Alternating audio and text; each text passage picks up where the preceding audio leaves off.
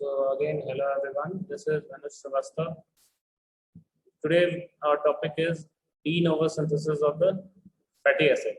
ये हम लोग पढ़ेंगे कि de novo synthesis of fatty acid क्या होता है, कहाँ पे ये इसका synthesis of de novo synthesis of fatty acid किस बॉडी के किस ऑर्गन में होता है. ठीक है, यही सारी चीजें हम लोग डिस्कस करेंगे. इसका इफेक्ट क्या है, कैसे क्या क्या चीज है. ठीक है, तो इसमें हम लोग सबसे पहले बात करते हैं. लिखा है de novo synthesis of fatty acids occurs in the liver, kidney, adipose tissue and lactating mother gland. तो तीन जगह ये de novo synthesis होता है फैटी एसिड का. सबसे पहला लिवर, किडनी, एडिपोज टिश्यू और लैक्टेटिंग मैमेलरी ग्लैंड में होता है. ठीक है, नेक्स्ट है enzymes are located in cytosomal function of the fraction of the cell. तो एंजाइम्स जो इसमें जो एक्टिंग एंजाइम्स हैं वो कहाँ होते हैं? Cytosomal fraction of the cell में, सेल के साइटोसोमल फ्रैक्शन में होते हैं. It is called as extra mitochondrial और cytoplasmic fatty acid synthase system. ठीक है, इसको इसके अलावा भी क्या कहते हैं? de novo fatty acid synthesis को एक्स्ट्रा माइटोकॉन्ड्रियल और cytoplasmic fatty acid synthase system. ठीक है, नेक्स्ट है major fatty acid synthesised de novo is palmitic acid.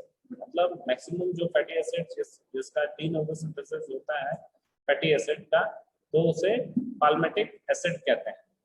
ठीक है, नेक्स्ट बात करेंगे. It occurs in liver, adipose tissue, kidney, brain and lactating mother mammary gland. ठीक है, ये हम लोगों ने पहले भी पढ़ा है. फिर acetyl CoA is a source of carbon atom. Acetyl CoA जो हमारा है वो कार्बन एटम्स का एज अ सोर्स काम करेगा.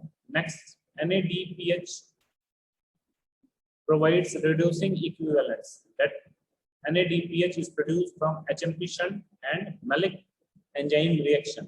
ठीक है, तो NADPH कहाँ से प्रोड्यूस होते हैं? HMP shunt और Malick enzyme reaction से प्रोड्यूस होते हैं.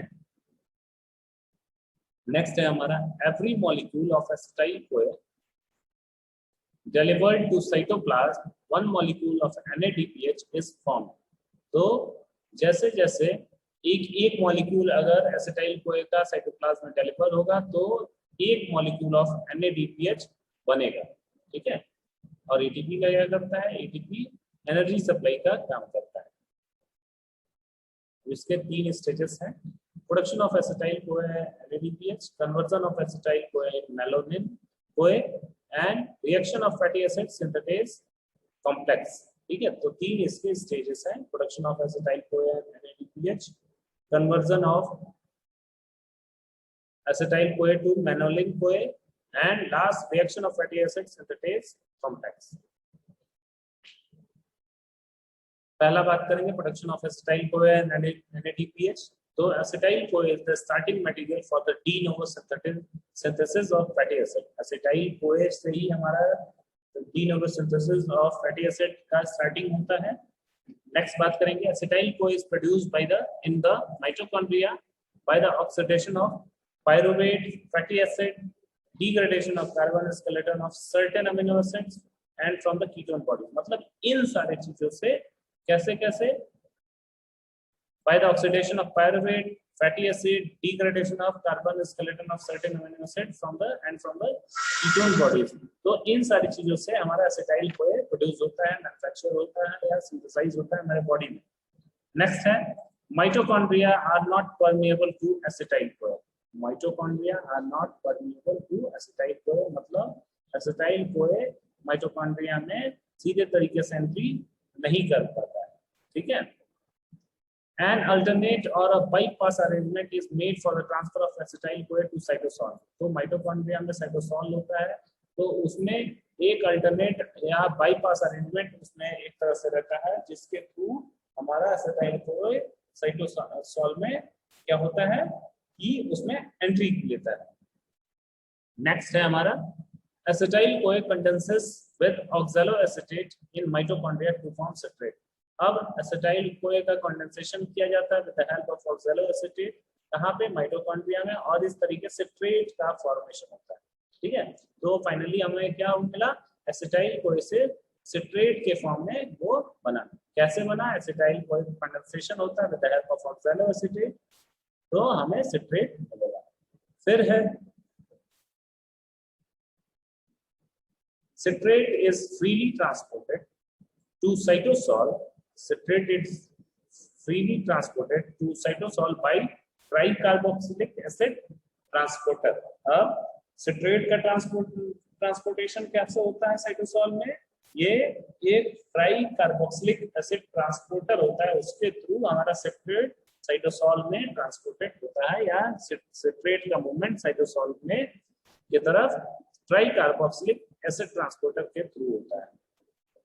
Next, in cytosol it is cleaved by the ATP citrate lyase to liberate acetyl CoA and oxaloacetate. Cytosol में एटीपी सिट्रेट लाइएज के द्वारा क्लीवेज होता है, जिससे क्या होता है, एसिटाइल-CoA और ऑक्सैलो एसीटेट का लिबरेशन होगा। ठीक है, फिर है oxalo acetate in the cytosol is converted to malate. ठीक है, तो साइटोसॉल में जो ऑक्सैलो एसीटेट है वो मैलेट में कन्वर्ट हो जा रहा है। फिर malic enzyme converts malate to pyruvate.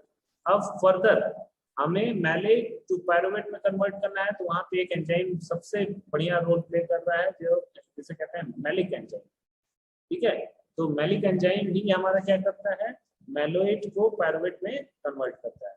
Next है NADPH and carbon dioxide are generated in this reaction.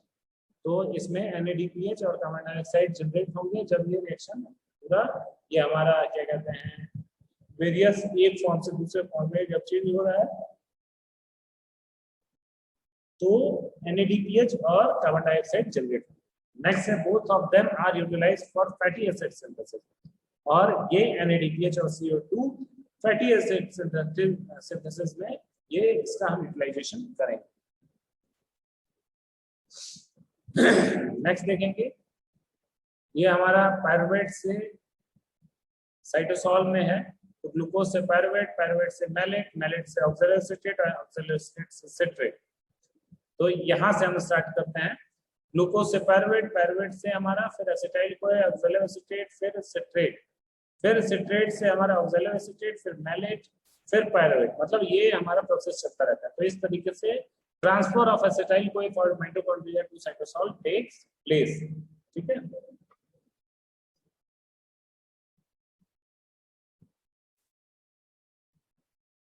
अब इसका एडवांटेजेस क्या है, advantages of coupled transport of acetyl CoA and NADPH। इसका कपल्ड ट्रांसपोर्ट जो होता है, इसका एडवांटेजेस क्या है, the transport of acetyl CoA from mitochondria to cytosol is coupled by the is coupled with the cytosomal production of NADPH and carbon dioxide, which is highly advantageous to the cell for optimum synthesis of fatty acid.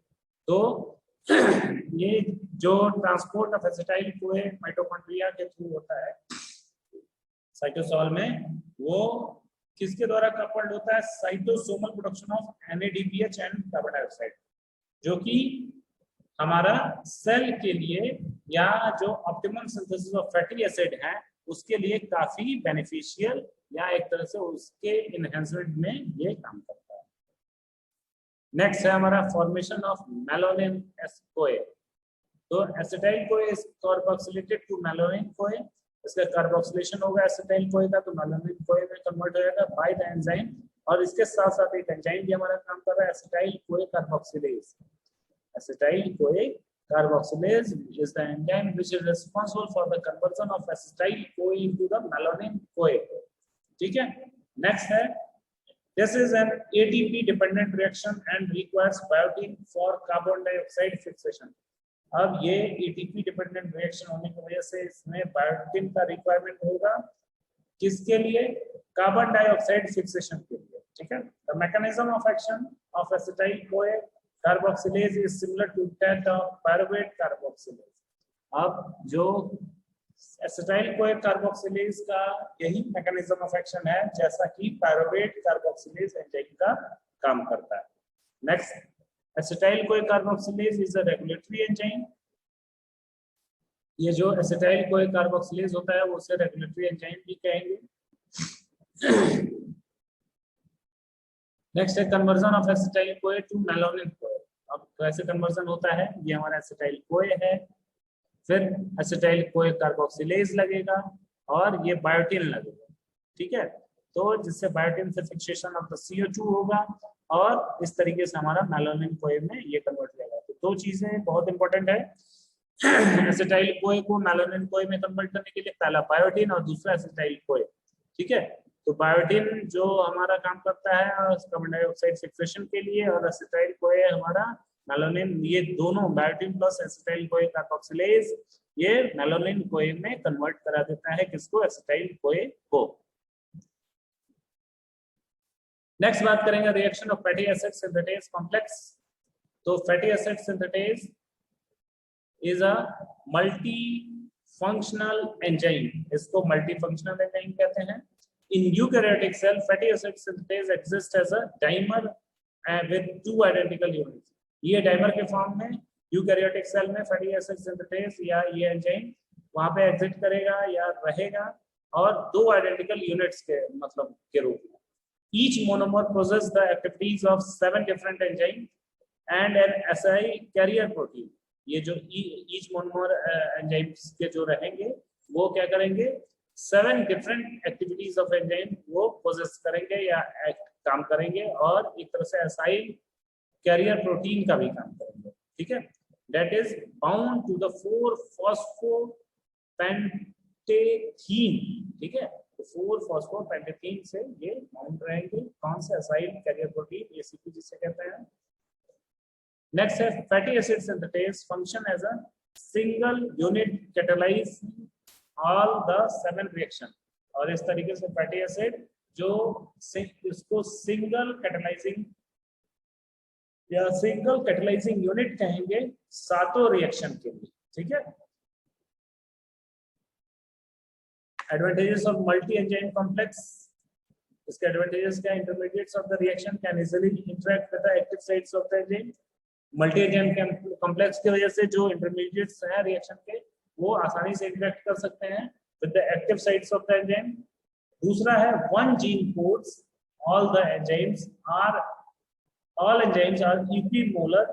Equimolar concentration. जो सारे enzymes रहेंगे equimolar concentration में रहेंगे। The efficiency of the process is enhanced. जब equimolar concentration में सारे enzyme रहेंगे तो इसके एफिशिएंसी जो होंगे वो बढ़ जाएंगे एंजाइम्स के। Fatty acid synthesis complex, first domain or condensing unit, it is initial substrate binding site, यही जो complex में हमारा enzymes जाके bind करेगा। The enzyme involved are beta keto acyl synthetase और condensing enzyme, acetyl transferase and malonyl acylase। तो ये सारे enzymes हैं जो इसमें involved होंगे, ठीक है।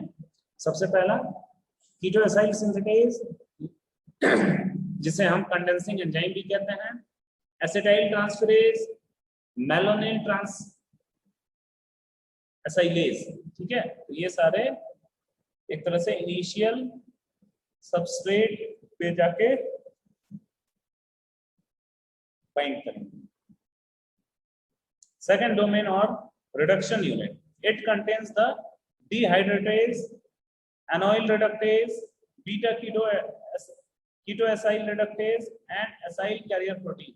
तो इसमें जो सेकंड डोमेन में ये सारे एंजाइम्स रहेंगे, सबसे पहले dehydratase, enoyl reductase, beta keto acyl reductase और एसाइल कैरियर प्रोटीन्स रहेंगे। Next, the acyl carrier protein is a polypeptide chain having a phosphopantetheine group. जो एसाइल कैरियर प्रोटीन है वो एक तरह से पॉलीपेप्टाइड चेन है जिसमें फॉस्फोपेंटोथीन ग्रुप पाया जाएगा, to which acyl groups are attached in a thiouster linkage। जो thiouster linkage के थ्रू acyl group इसमें पॉलीपेप्टाइड चेन में जुड़ते हैं, ठीक है। नेक्स्ट जो हमारा acyl carrier proteins है that acts like a coenzyme A carrying fatty acyl group, ठीक है। तो जो acyl carrier protein है वो एक तरह से कोए का काम करेंगे जो फैटी एसाइल ग्रुप जिसमें पाए जाएंगे। थर्ड डोमेन और रिलीजिंग यूनिट। अब थर्ड डोमेन या रिलीजिंग यूनिट में क्या होता है? It is involve in the release of synthesized fatty acid in the cytosol. इसमें क्या होता है, किसमें इन्वॉल्व होता है third domain? Release of the synthesized fatty acid cytosol में। ठीक है, नेक्स्ट है fatty acid synthesized is palmitic acid. जो फैटी एसिड जो सिंथेसाइज होता है उसे पाल्मिटिक एसिड कहते हैं। इट कंटेन्स थायोस्टेरेज और डीएसाइलेज। जो पाल्मिटिक एसिड में थायोस्टेरेज और डीएसाइलेज एंजाइम्स पाए जाएंगे। अब रिएक्शन की बात करें तो the two carbon fragments of acetyl-CoA is transferred to acyl carrier protein of fatty acid synthase। तो जो दो कार्बन फ्रैगमेंट रहेंगे acetyl-CoA के, वो एसाइल कैरियर प्रोटीन में ट्रांसफर हो जाएंगे, जो कि फैटी एसिड सिंथेटेज का होता है या उससे कैटलाइज्ड होते हैं, जिसे हम क्या कहते हैं? acetyl-CoA ACP trans acylase. इन दोनों को कंबाइन कर लिया जाए, acetyl-CoA synthetase या fatty acid synthetase को तो acetyl-CoA ACP trans acylase। Next है the acetyl unit is then transferred from ACP to cysteine residue of enzyme। ठीक है, acetyl-CoA जो यूनिट होता है वो acetyl या acyl carrier प्रोटीन से cysteine रेसिड्यू में वो ट्रांसफर हो जाते हैं। The acyl carrier protein side falls vacant. और इस तरीके से जो एसाइल कैरियर प्रोटीन्स हैं वो खाली हो जाते हैं। Next, the enzyme malonyl CoA ACP transacylase transacylase transfer malonyl from malonyl CoA to bind to ACP. जो malonyl CoA ACP transacylase enzyme है वो क्या करेंगे? मेलानिन को मेलानिन कोए में कन्वर्ट कर देंगे। किससे बाइंड करने के लिए? एसाइल कैरियर प्रोटीन से बाइंड करने के लिए। नेक्स्ट है the acyl unit attached to the cysteine is transferred to the melanin group. जो एसाइल यूनिट सिस्टीन से अटैच्ड हुए रहते हैं वो मेलानिन ग्रुप में ट्रांसफर हो जाएंगे और एसीपी से या एसाइल कैरियर प्रोटीन से जुड़े आएंगे। नेक्स्ट बात करेंगे the Malonine moiety loses carbon dioxide which was added by acetyl-CoA carboxylase। जो malonine moiety है वो कार्बन डाइऑक्साइड उसमें से लूज होगा और जो किसके द्वारा ऐड हुआ था? acetyl-CoA carboxylase के द्वारा ऐड हुआ था। ठीक है, नेक्स्ट बात करेंगे carbon dioxide is never incorporated into fatty acid carbon chain. और इस तरीके से जो फैटी एसिड में कभी भी कार्बन डाइऑक्साइड इनकॉर्पोरेट या उसमें मिलेगा नहीं। The decarboxylation is accompanied by the loss of free energy। जो decarboxylation है वो loss of free energy की वजह से होगा, which allows the reaction to proceed forward। और इस तरीके से decarboxylation हमारा क्या होता है? loss of free energy के साथ साथ हमारा जो भी रिएक्शन है होता है वो आगे की तरफ बढ़ता है। It is catalyzed by the beta ketoacyl ACP synthetase। और इसका कैटालिसिस जो होता है, रेट ऑफ रिएक्शन जो बढ़ता है, वो एक एंजाइम है जिसका नाम है बीटा कीटोएसाइल ACP synthetase है। ठीक है, next beta ketoacyl ACP reductase reduces ketoacyl group to hydroxy acyl group. अब ये क्या करता है? जो हमारा एक एंजाइम है beta ketoacyl ACP reductase enzyme है, वो क्या करता है? कीटोएसाइल ग्रुप को हाइड्रोक्सिल ग्रुप में वो रिड्यूस कर देता है। नेक्स्ट बात करेंगे the reducing equivalents are supplied by the NADPH। और जो रिड्यूसिंग इक्विवेलेंट्स है वो NADPH के थ्रू सप्लाइड होगा। या beta hydroxyl acyl carrier protein undergoes dehydration. या कहेंगे beta hydroxy acyl carrier protein वो डिहाइड्रेशन इसमें होगा और फिर a molecule of water is eliminated and a double bond is introduced between the alpha and beta carbon। तो क्या होगा? वाटर जो होगा वो उसमें से रिलीज आउट होगा, लिबरेट होगा, निकलेगा और क्या होगा कि अल्फा और बीटा कार्बन के बीच में डबल बॉन्ड का इंट्रोडक्शन होगा। ठीक है, नेक्स्ट है a second NADPH dependent reduction catalyzed by the anoyl ACP reductase occurs to produce acyl ACP। ठीक है, तो इससे क्या होगा, एनोइल एसीपी रिडक्टेज की वजह से एसाइल एसीपी का प्रोडक्शन होगा या बायोकेमिकल चेंजेस होंगे। The 4 carbon unit attached to the ACP is butyl group. जो 4 कार्बन यूनिट जो एसीपी से अटैच हुए रहेंगे उसे ब्यूटाइल ग्रुप कहेंगे। नेक्स्ट है हमारा the carbon chain attached to the acyl carrier protein is transferred to the cysteine residue and the reaction of malonine CoA ACP trans-acylase and anoyl ACP reductase are repeated 7 times। और ये combinedly हमारा क्या क्या malonine CoA ACP trans-acylase anoyl ACP reductase वो 6 time repeat होंगे। Each time the fatty acid chain is lengthened by a 2 carbon unit. और हर बार हर पहले time में आपका 2 कार्बन यूनिट वो बढ़ेगा, फिर दूसरे बार में 2 कार्बन यूनिट बढ़ेगा। फैटी एसिड चेन जो हमारा वो बढ़ेगा 2 कार्बन यूनिट, मतलब हर 6 हमने 6 टाइम लिखा है, मतलब बताया है पढ़ा है, और वो हर 6 टाइम मतलब या हर एक टाइम 2 कार्बन यूनिट उसमें बढ़ता जाएगा। ठीक है, fatty acid chain. Next, at the end of the 7th cycle, the fatty acid synthesis is complete and a 16 carbon fully saturated fatty acid, namely palmitate, bound to the ACP is produced। और 7वें cycle में जो हमारा palmitate का production होगा जिसे हम कहते हैं saturated fatty acid या fully saturated 16 carbon fully saturated fatty acid। The enzyme palmitoyl thioesterase separates palmitate from the fatty acid synthetase। ठीक है, जो एक एंजाइम है जो कि क्या करेगा, पाल्मिटेट को फैटी एसिड सिंथेटेज से अलग करेगा। नेक्स्ट कहते हैं this complete the synthesis of palmitate.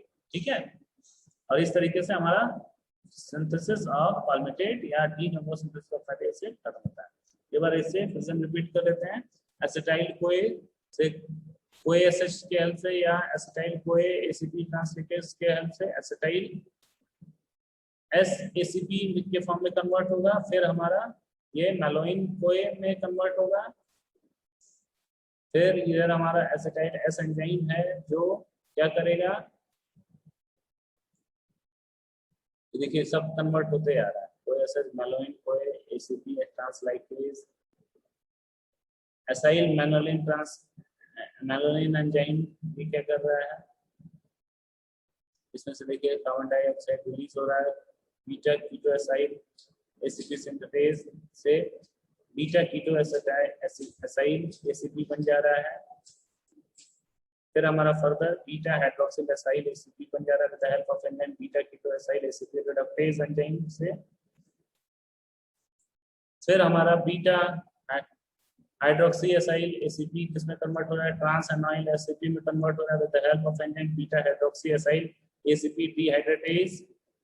और इसमें से देख रहे हैं H2O रिलीज हो रहा है। फिर हमारा ट्रांस एनाइल एसीपी किसमें कन्वर्ट हो जा रहा है, एसाइल एसीपी या ब्यूटाइल एसीपी जिसे कहेंगे। और ये हमारा जो एंजाइम है इसमें जो हेल्प कर रहा है एनाइल एसीपी रिडक्टेज एंजाइम ये हेल्प कर रहा है। फिर हमारा एसाइल एसीपी या कह सकते हैं ब्यूटाइल एसीपी, ये transfer of carbon chain from ACP to cysteine या तो ये किसमें एसाइल एस एंजाइम लग रहा है इसमें। फिर 2 से 6 रिएक्शन रिपीट होंगे 2 से 6 टाइम्स और इस तरीके से हमारा पाल्मिटेट मिल जाएगा। ठीक है, और ध्यान रहे इसमें एक एंजाइम काम कर रहा है हमारा पाल्मिटोइल थायोएस्टरेज। तो ओवरऑल हमें यही फ्लो चार्ट पढ़ना है, बाकी कुछ नहीं है। ओवरऑल जो भी हम लोगों ने अभी ऊपर डिस्कस किया वो पूरा यही चार्ट के बारे में या यही बायोकेमिकल पाथवे के बारे में डिस्कस किया। नेक्स्ट बात करेंगे फैटी एसिड सिंथेटेज कॉम्प्लेक्स। तो it is a multi enzyme complex. Fatty acid synthetase is a dimer composed from the 2 identical subunit monomers, each with a molecular weight of the 2,40,000. Each subunit contains the activities of the 7 enzymes that of FAS and an ACP with 4 phosphopentatene SH groups. The two subunits lie in an anti-parallel orientation. Fatty acid synthetase का है ये.